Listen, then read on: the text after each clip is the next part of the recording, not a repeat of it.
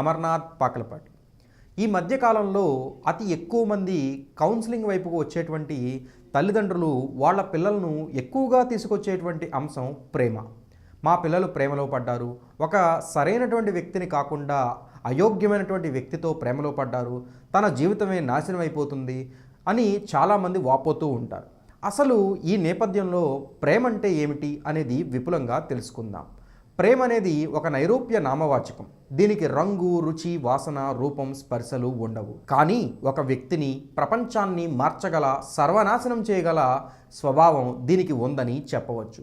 ఒక మనిషిలో ఉన్న ఔన్నత్యంతో పాటు ఆ మనిషి వికృతత్వానికి కూడా ప్రేమ పరిచయం చేయగలదు.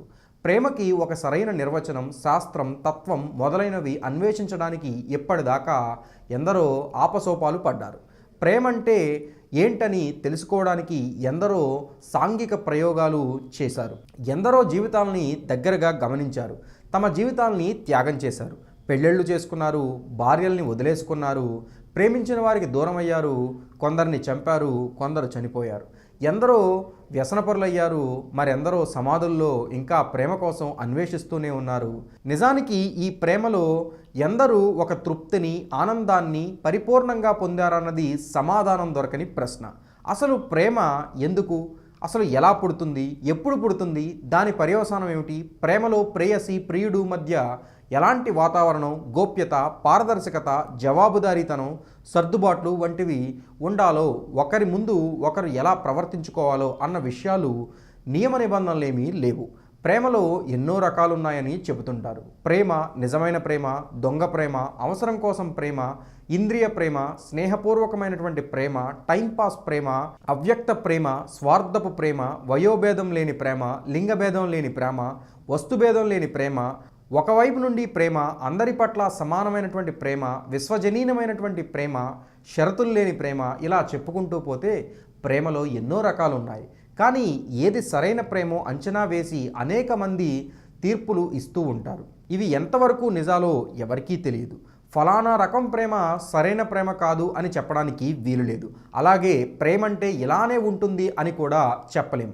కానీ ప్రేమ ఒక ఆహ్లాదకరమైనటువంటి దారిలో నడిచే విషాద యాత్ర అని ఎందరివో అనుభవాలు చెప్తున్నాయి. ప్రేమను స్టడీ చేయడానికి ముందుగా మనకున్న రిఫరెన్సులు, మన పాత తరం వారి అభిప్రాయాలు తెలుసుకోవడం, ఒక ప్రేమ కథల్లో ప్రేమికుల మనస్సును, ప్రవర్తనను వికసించడం, వారి స్వభావాన్ని, వారి చుట్టూ అలుముకున్నటువంటి సందర్భాన్ని బట్టి అంచనా వేయడం, ప్రేమ గురించి కొందరు తత్వవేత్తలు వివిధ నిర్వచనాలను మనం ఇక్కడ కొన్నిటిని చూడవచ్చు. ఉదాహరణకు ప్లూటో మంచి విషయం మరియు ఆనందాన్ని కలిగించే ఏదైనా సాధారణ అభిలషితమైతే అది ప్రేమ అని చెప్పారు. అలాగే టాల్స్టాయ్ ప్రేమ ఎల్లప్పుడూ వ్యక్తిగత ఆస్తిని, తనను తాను సంపాదించుకున్న విలక్షణమైనటువంటి అస్తిత్వం అనుకోవచ్చు అని ఆయన చెప్పారు. అలాగే సిప్నోజ్ ప్రేమ అనేది ఏదైనా ఒక బాహ్య కారకం వల్ల జతకూడిన ఒక ఆనందం అని చెప్పారు. అలాగే స్పినోజా ప్రేమ అనేది ఏదైనా ఒక బాహ్య కారణం వల్ల జతకూడిన ఆనందం అని అన్నారు. అలాగే షోపెన్ తన జాతిని శాశ్వతపరుచుకోవడానికి మానవుల పాలిట ఒక ఉచ్చు ఈ ప్రేమ అని చెప్పాడు. అలాగే ఐరోపా మేధ మరియు ఆధ్యాత్మిక సాంప్రదాయంలో ప్రేమంటే ప్రాపంచిక జీవనానికి సూత్రీకరించబడిన ఒక వ్యక్తి అనుసంధాన ప్రక్రియ ప్రేమ అంటారు. మన పురాతన వేదాంతాల ప్రకారం ప్రేమలో 5 దశలుంటాయి అని చెప్పవచ్చు. 15వ శతాబ్దంలో భక్తి ఉద్యమం సందర్భంగా కొందరు ప్రాచీన గ్రంథాల నుంచి ప్రేమ సారాన్ని కొన్ని దశల్లో రంగరించారు. అదే కామం, శృంగారం, మైత్రి, భక్తి, ఆత్మప్రేమ. వీటిలో కామం గురించి మాట్లాడుకుంటే చీకటి నుంచి వెలుగు, మరణం నుంచి జీవనం ఎలా వేరు చేయబడ్డాయో అలాగే స్త్రీ పురుషులు వేరు చేయబడ్డారు.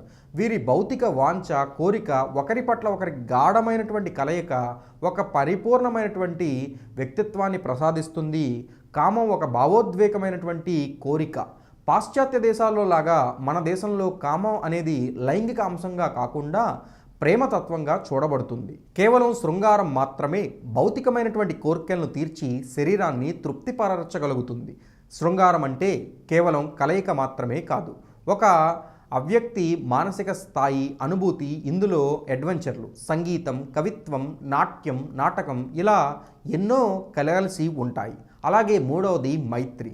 ఇది ఉదారమైనటువంటి కరుణ, షరతులు లేకుండా కారుణ్యతను ప్రదర్శించడం, ఆశించకుండా సహాయాన్ని అందించడం. ఇది కేవలం ప్రేమికుల మధ్య మాత్రమే కాకుండా ప్రపంచంలో అనేక బంధాల మధ్య ఉన్న సాంగత్యం.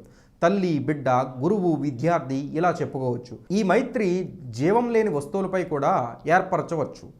భక్తి. హైందవంలో పూర్వీకులు ప్రేమను అన్వేషించడానికి భక్తి మార్గాన్ని ఎంచుకున్నారు. వ్యక్తిగత ప్రేమను దాటి సృష్టి సరిహద్దుల దాకా ప్రేమను పంచడానికి ఈ మార్గాన్ని ఆచరించారు. దీన్నే భక్తి యోగా అని పిలుస్తుంటారు. కరుణ, నిజం, న్యాయం మొదలైనవి భక్తి యోగంలో మూలాలు. అలాగే చివరిది ఆత్మప్రేమ. ఇది చక్రీయమైనది. నీలో ప్రవహిస్తున్న నది నాలోనూ ప్రవహిస్తున్నది అని కబీర్ అంటాడు. అంటే నీలో ఎదుట వ్యక్తిని చూసుకోవడం ఆత్మప్రేమగా చెప్పుకోవచ్చు. అంటే ఇతరుల్లో మనల్ని చూసుకున్నట్లుగా మనలో ఇతరులను కూడా చూసుకోవడం. ఈ విధంగా మన దేశ తత్వవేత్తలు ప్రేమలో పరస్పరమైనటువంటి ప్రత్యేకమైనటువంటి దశలను కనుగొన్నారు. శాశ్వత ప్రేమను పొందడానికి భౌతిక వాంఛలు దూరం చేసుకోవాల్సిన అవసరం లేదని, శృంగార వాంఛలు ప్రేమలో అంతర్భాగం అని చెప్తారు. అంతేకాకుండా ఇటువంటి ప్రేమకు పెళ్లితోనో రక్త సంబంధంతోనో ముడివేయరాదని చెప్పడం జరిగింది. చివరగా ప్రేమ నివారణ లేని వ్యాధి, మందులేని మానసిక జబ్బు. ప్రేమ ఒక మానసికమైనటువంటి రోగ నివారిణి, అసంతృప్తి జీవనానికి విరుగుడు. ఇలా అనేకమైనటువంటి తత్వాలు ప్రేమ గురించి వివరిస్తూనే ఉన్నాయి. ప్రేమ మాత్రం ఎల్లలేని ప్రవాహం లాంటిది. Thank you for watching. Please like and subscribe eagle Andhra.